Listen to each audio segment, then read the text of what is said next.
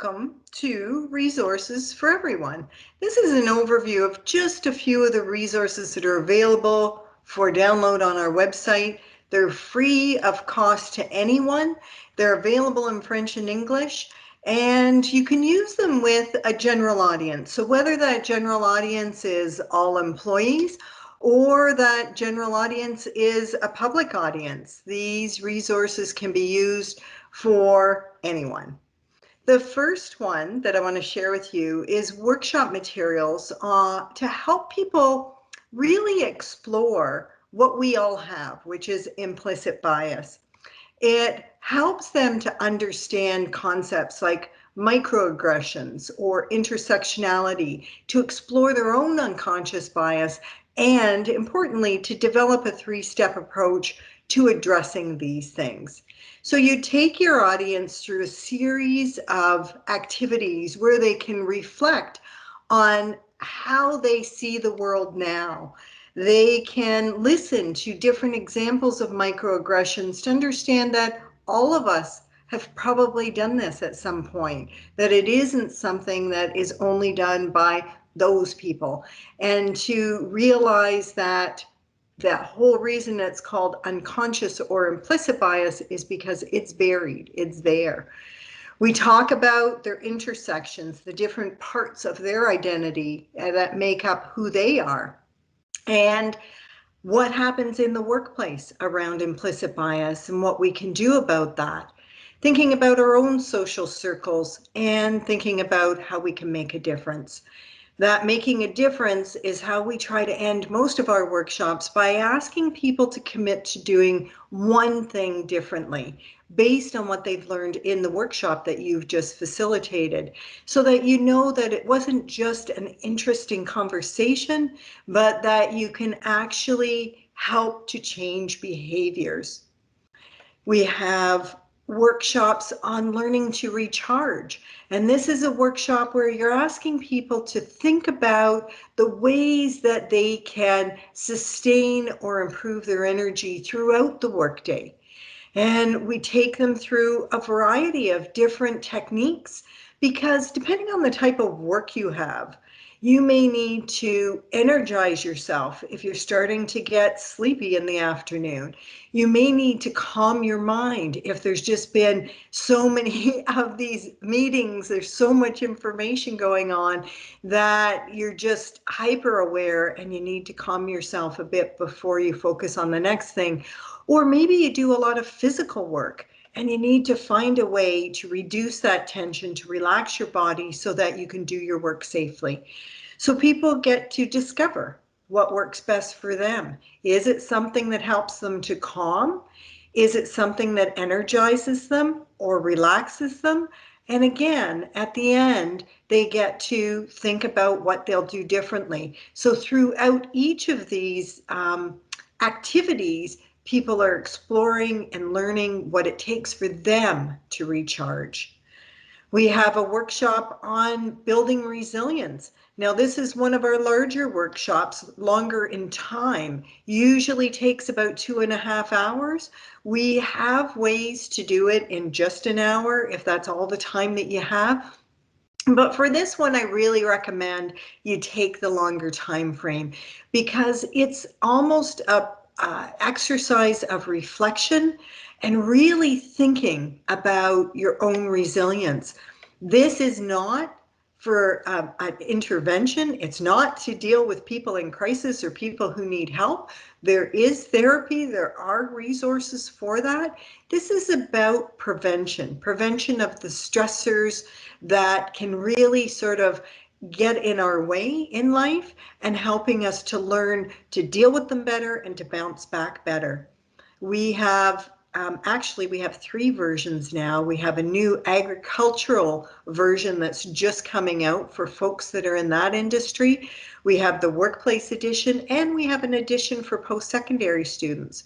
What's interesting about the building resilience is that you can have people choose the handout that is most relevant for them, but you can still facilitate all of them. So you could have, for instance, in a university, staff, student, and faculty in an auditorium. each with their own particular handout, and you can facilitate them all together. So we talk about resilience and the concept of it. Is it just a way to blame the victim and say, you be more resilient, we'll be more stressful?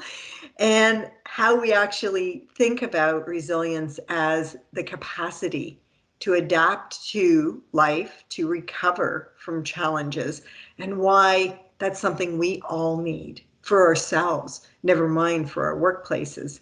We tell them to think about their automatic responses to stress so they can recognize them, that we examine healthier responses both to prevent stress and to deal with stress in the moment, and to really recognize and explore the stressors you're dealing with right now. And that process is necessary because some stressors we can't get rid of. We have to deal with them. They're part of our life right now. And then there's other stressors that are minor, but they add up and we can eliminate them completely. Some of them are in the middle where we can manage them in a way that they're less stressful, even if we can't get rid of them. We take them through what we call the 4 A's, which is a way to think about even those stressors that you can't get rid of, that you can't avoid, and to manage them in a way that does less damage to your mental and physical health. This particular part of this workshop is what most people value the most and feel that they can take away and use on a regular basis. We also talk about balancing your support network, meaning you can't just give. You must have people in your support network that you receive from. And if that's not the case right now, how to build that. And at the end of it, we ask them to think about a commitment that they'll make to themselves. What this is what we call a micro change, something that is small and manageable, easy to integrate into your daily life, but it's a change that can support resilience. So we take people through the self-reflection, we take them through the different activities, and we ask them to commit to something on an ongoing basis. And you can facilitate all of this in a safe and really engaging manner using all of the resources that are part of the Building Resilience package. We also have a subscription series, and what that is that you get free emails. They are at different times. Some of them are every week, some of them are every 2 weeks.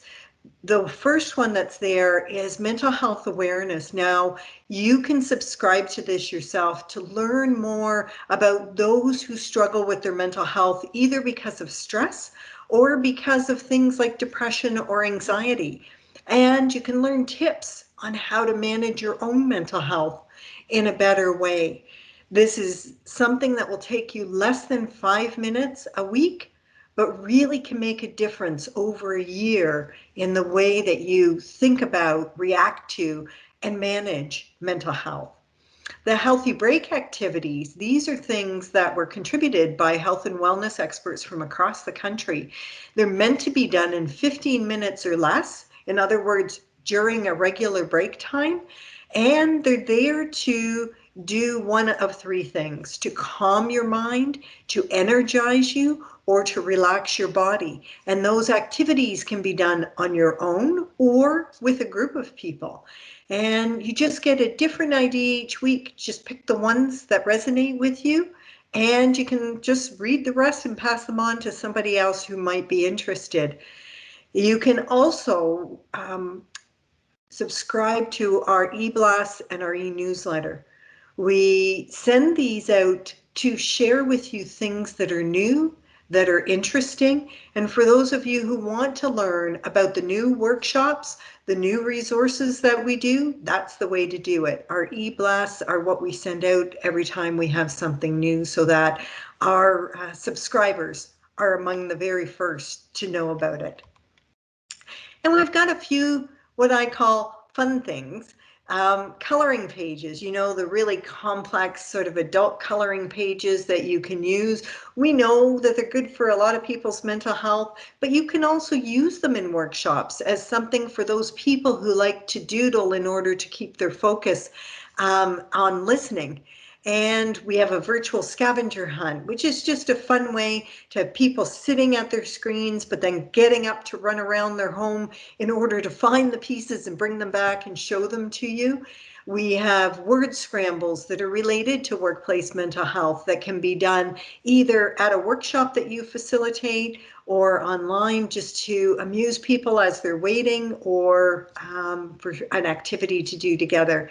And there's even posters that can be put up around the workplace to say that teamwork, collaboration, these things matter to you and to your team. So, any questions from our audience about the resources for everyone? Marianne, I have a question. Great. You mentioned that you could use these with all employees. Now, if you were to, would you include management, or would you have a separate session with management?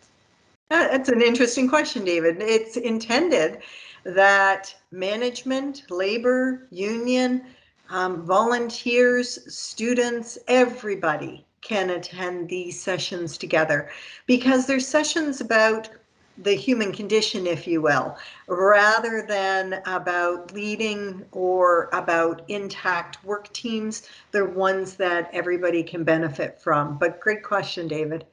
Any other questions out there? I have one. I was wondering, can you deliver this to the general public, or is it for workplaces only? So these, Jill, they were created for workplaces, but we know for a fact that people will use these at conferences and at events that bring people together from various workplaces. So the answer is yes, they absolutely can be used for the general public. My thinking is these are really for adults, so those that are probably over the age of 16. At least that it's that level of comprehension, but definitely for a wide variety of literacy levels, a wide variety of experiences, and a wide variety of education can take part in these workshops. Thanks. Great. Any others? Yeah, one more question. Would you suggest breaking these into groups when you're presenting these, or would you say that a large audience works just as well? Um, it depends. I would say that it depends where you're delivering it. So if I was delivering it to a unionized environment, I might want union management and frontline employees to be sat together so that there is that camaraderie, that understanding that we're all in this human condition together. And so it's good to mix the groups up that way. On the other hand, you may be delivering one of these and you want intact teams to stay together, or you want people to be together by role. So if we're talking about implicit bias, we want all of the HR professionals to be together, all of the leaders to be together, all of the frontline employees to be together. But I trust you as the facilitator to work with your client or with the leader and to decide what will be the best outcome from the way you put people together. So the answer is it depends, and you can choose whatever works for your group. So thank you for those questions about some of the resources that we have that are for everyone. And just a reminder that they're all free for download in both English and French at no cost to anyone at workplacestrategiesformentalhealth.com.